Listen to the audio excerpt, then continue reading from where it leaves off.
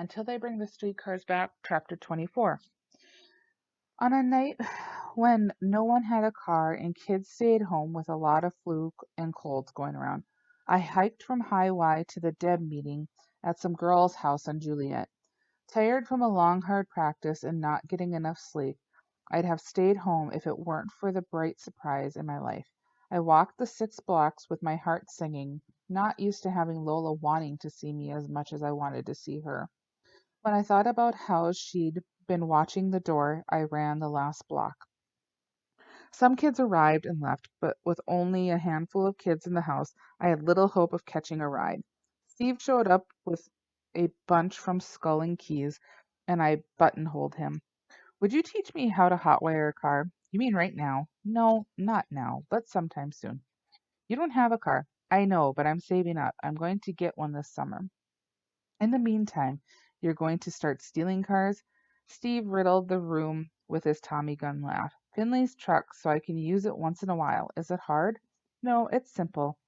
Steve cocked his head at me. I never figured you'd pull anything like that. What if he catches you? Oh, Finley wouldn't really care.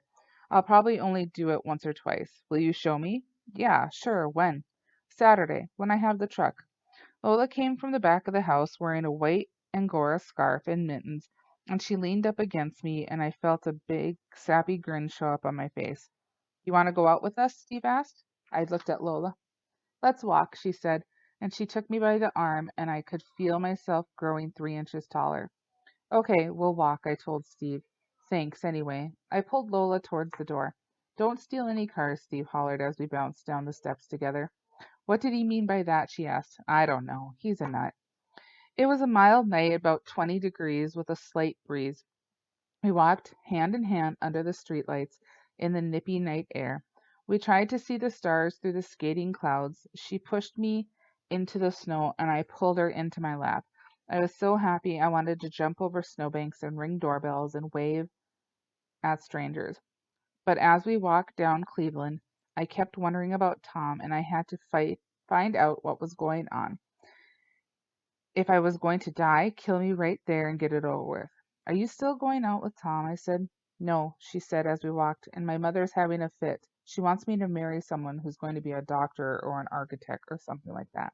She does? Yeah. She's awful bitter about my dad, and she doesn't want me ending up like her, having to scrimp and work all her life.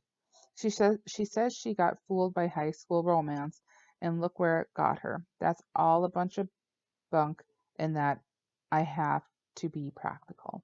Doesn't she care if you love someone? She says she's not that's not important.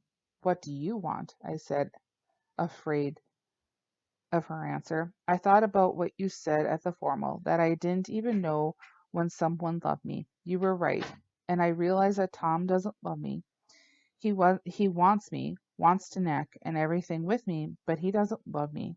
That's why I wanted to go out with you, Cal. I can tell you like me. Geez, I couldn't believe it. What about your mom? I said. She doesn't know anything. I want to be in love. We played and laughed and hung on to each other, and it was like nothing else mattered as long as we were together. When I turned for home, the soreness came back into my legs as I ran down the Randolph Highland Park streetcar.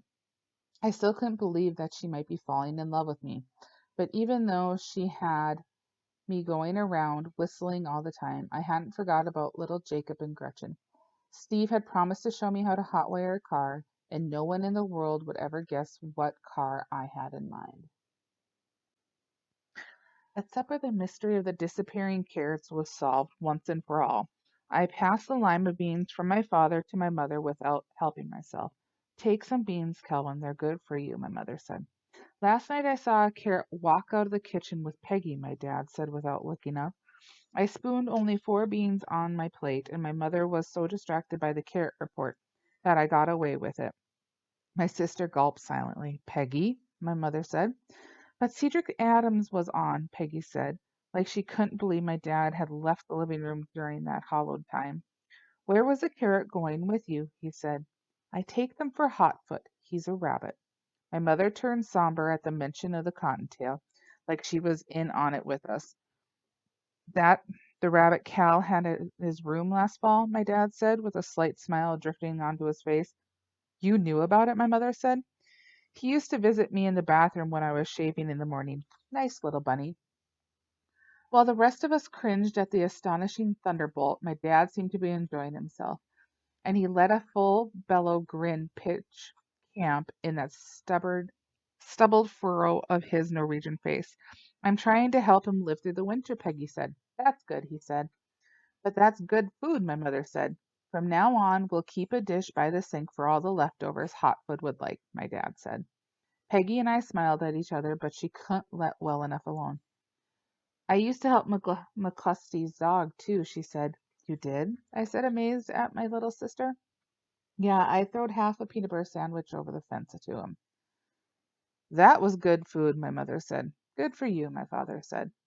It sounds kind of dopey, but I could tell that my father was having a hard time, like feeling things were kind of hopeless. And right then he was doing everything he could to keep from going under. How did he like the peanut butter sandwiches? My dad said. Oh, swell. He loved 'em. And Hostess cupcakes, too, Peggy said. Hostess cupcakes, my mother kind of gasped. Yeah, he liked 'em. What did you eat for lunch? My mother said. I wasn't as hungry as he was. I felt like jumping up and hugging my little sister. Geez, lots of times I felt like doing something like that, but I was always afraid it would look corny or something. Well, we'll get the bunny through the winter, my dad said, but in the spring he'll be able to take care of himself. We ate supper in a cheery atmosphere, like everyone was feeling good and everything was going to turn out okay. We beat Johnson on Thursday night, and we were all feeling pretty good with the long overdue win. Steve had the car and a date with Kay Reynolds, and he acted his usual fruitcake self when he was with a new girl. We hit the White Castle on Lake Street, and 8 of us sat in the car and gobbled about 40 gut bombs. And the aroma of the little steamed burgers and minced onions reminded me of a log cabin and Uncle Emile, and I don't know why, but I thought he'd have to come see me play if he'd been around. When Steve had dropped everyone off but me, I wanted to tell him about my plan. It, I'd worked it out pretty good in my head, and I knew I could trust him. But I realized that with every person who knew, the chances that Letterman would get away went up. I couldn't tell anyone, not even Gretchen. Do you think it's all right to break the law to help somebody who's in trouble? I said. What do you mean? Steve said. I don't know. Like you break the speed limit if you're driving someone to the hospital who's dying, or you steal food to feed someone who's starving. Yeah, that would be all right. Why? What are you planning on doing? Steve pulled up in front of the apartment. Nothing. It's just some stuff we had to read in social studies, and I was just thinking about it. I opened the door and got out. Good game, Steve said. Thanks. I waved and walked around to the back of the apartment. Son of a gun, we could win, but it riled me that I thought of what we should have done in our senior year, and it reminded me that I was in a lot more than a game with Letterman, and there would be no room for what I should have done, like the basketball season. I'd have just one chance, and I figured it would be Gretchen's only chance.